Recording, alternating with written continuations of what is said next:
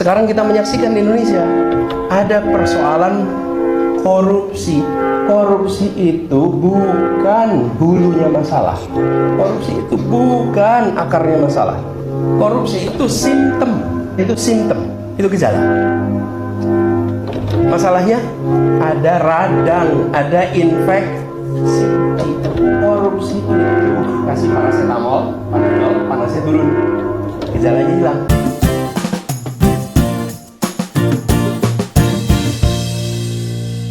Hai guys, selamat datang kembali di channel Mbak React. Dan kali ini kita akan membahas sesuatu yang menarik ya, karena ini soal Bapak Anies Baswedan yang memang seperti biasa kalau misalnya bahas soal orang yang pandai dalam bahasa dan juga kata-kata, ya siapa lagi kalau bukan Pak Anies Baswedan, jagonya gitu ya.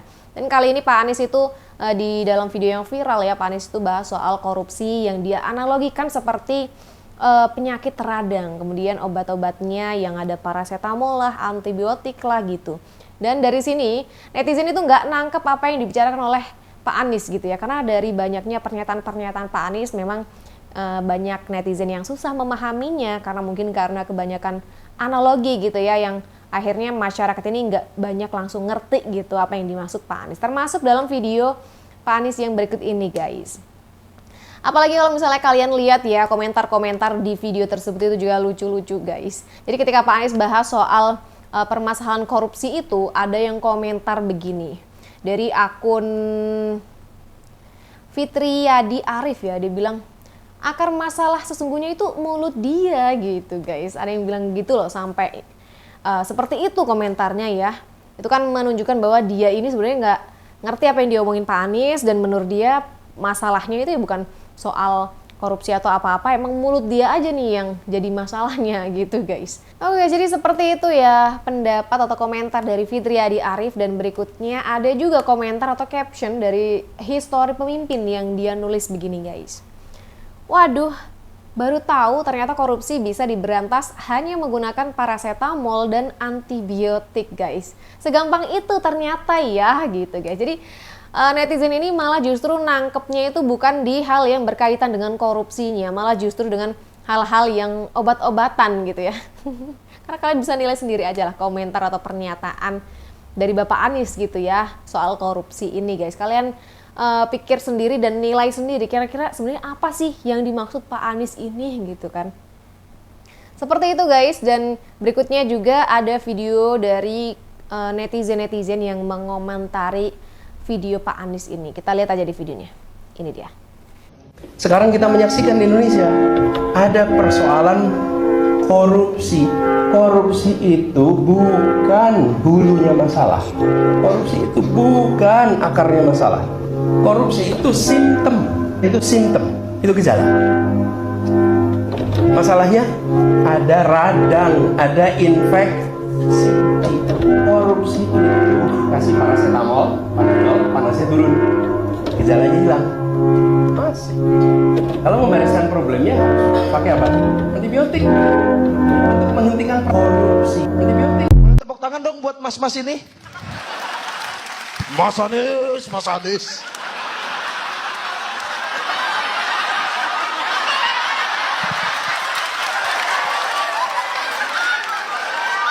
Jujur ya Pak, Bapak adalah satu-satunya tokoh di dunia ini yang jadi role model saya dalam berstand up. Soalnya omongan Bapak mengada-ngada, opini fiktif, tukang ngibul, sama kita Pak.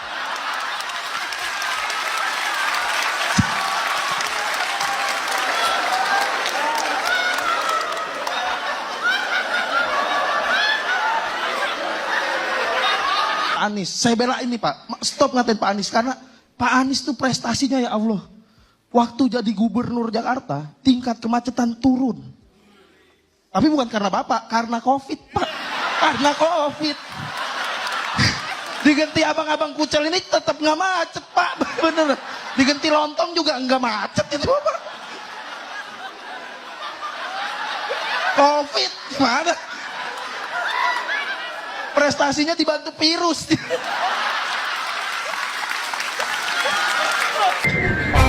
Berikut beberapa ciri pendukung Anies Baswedan. Kalau pendukungnya sih seharusnya paham. Pernyataan-pernyataan seperti itu kan hanya bisa dipahami oleh orang-orang yang cerdas. Tuh kan benar apa yang dikatakan Ridwan Kamil. Dasar para pemuja belimbing sayur. Kaisar Bapak ramah sekali. Kalian udah lihat videonya Pak Anies yang ini belum? Kalau belum terlaksana tuntas, tagih. Misalnya, rencana membangun 3 juta rumah per tahun. Tidak usah dikritik, ditagih saja. Pak Anies bilang kalau programnya belum jalan, ya tagih aja. Contohnya 3 juta rumah per tahun. Tapi pertanyaannya, kenapa selalu nyalain pemerintah sekarang? Emangnya program Pak Anies selama di DKI kemarin itu jalan semua? Mari kita bahas. Pertama, disclaimer, bukan anti kritik, cuma mau ngingetin, sebenarnya tagih-menagih itu kan harusnya pendukung Prabowo. Lu semua nih ya, kalau dukung Prabowo kemarin, maka lu harus nagih janji itu. Sama kayak waktu Anies jadi gubernur, gue selalu nagih itu, karena gue ngedukung beliau untuk berhasil jadi gubernur. Jadi sepakat, emang harus ditagih, terutama oleh pendukungnya Prabowo sendiri. Kedua, jangan lupa juga, kalau ada beberapa program yang sebenarnya selama 5 tahun gagal diwujudkan oleh Pak Anies. Misalnya, pertama, proyek Tanggul Laut Jakarta. Proyek Tanggul Laut Jakarta sempat ditolak Anies dengan alasan nggak perlu lingkungan. Sekarang justru dihidupkan lagi oleh Presiden Prabowo karena dianggap penting untuk melindungi Jakarta dari ancaman naiknya air laut. Selain itu, ada juga Kampung Susun Bayam. Dulu dijanjikan jadi solusi relokasi warga di sekitar Stadion JIS. Nyatanya sampai sekarang nasibnya masih abu-abu. Warganya belum mendapat kepastian. Janjinya besar, tapi eksekusinya minim. Terus ada juga normalisasi sungai. 5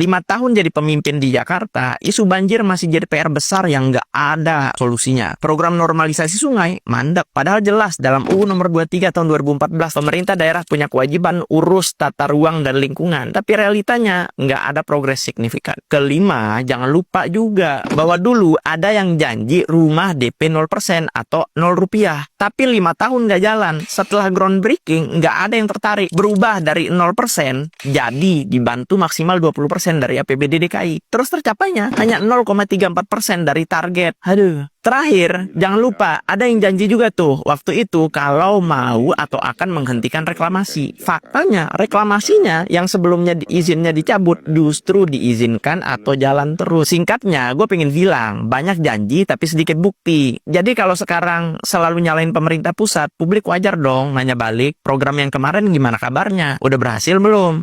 Gimana menurut kalian? Jangan lupa follow. Jangan lupa juga ada yang janji bangun manusianya. Tapi ternyata bangun hal-hal yang nggak bergerak. Dari Jakarta ke Bandung, yang menanggung adalah rakyat dari Sabang sampai Merauke. Yang menanggung dari Sabang sampai Merauke, keretanya cuman dari Jakarta sampai ke Bandung. Lah dulu nih kamu bikin bambu kolon yang sampai sekarang juga udah diruntuhin.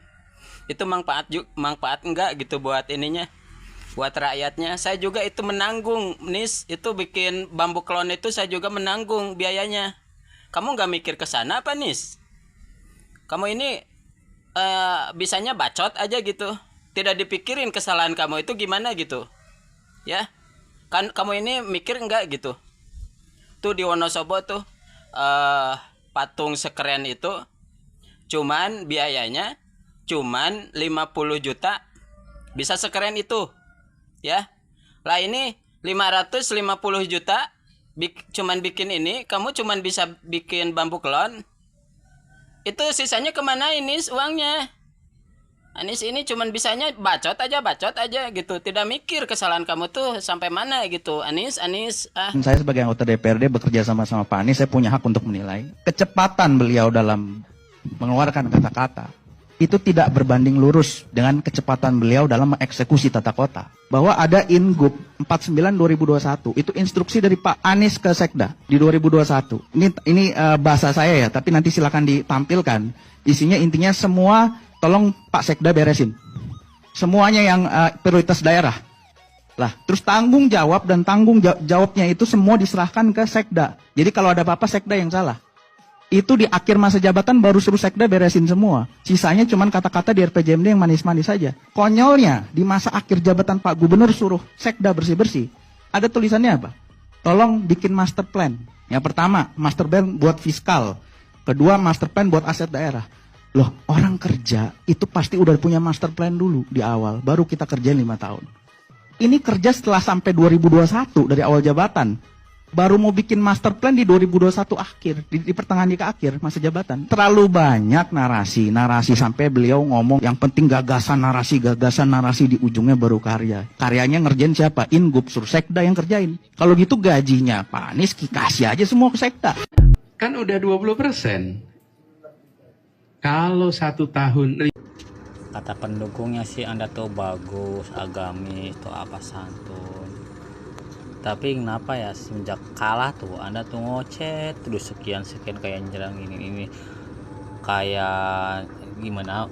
Saya bukan ngedukung ke sini lah. Kita kan di kampung taunya gitu. Kayak Anda tuh ya nanya ini nanya itu boleh. Tapi yang kami tanyain tuh Anda waktu di Jakarta gimana DP 0.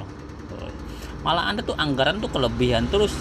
Masa anggaran Aibon sampai 38 miliar untuk apa? Untuk ngelem siapa?